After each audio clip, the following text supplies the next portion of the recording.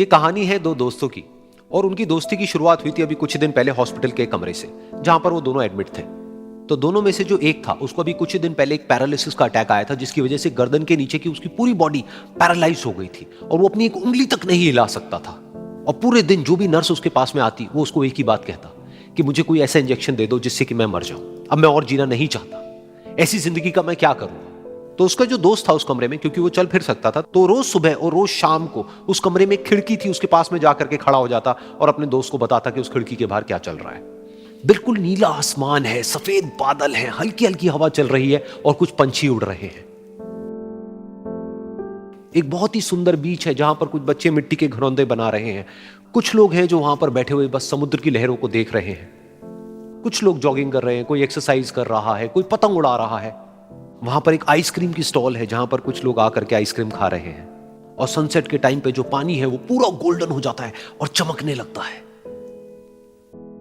तो शुरू में तो जब उसने वो सब बताना शुरू किया तो उसके दोस्त के ऊपर ज्यादा असर नहीं हुआ, लेकिन धीरे धीरे उसके अंदर जीने की चाह जागने लगी। अब वो सुबह का इंतजार करने लगा कि जल्दी से सुबह हो और मेरा दोस्त मुझे बताए कि आज यहां पर क्या हो रहा है। कुछ दिन तक ऐसे ही चलता रहा।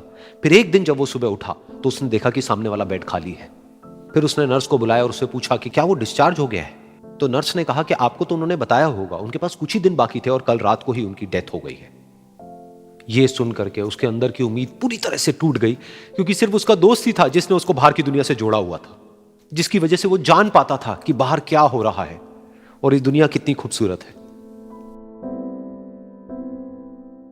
तो कुछ दिन तक तो वो रोता रहा और उसने जीने की चाह छोड़ दी।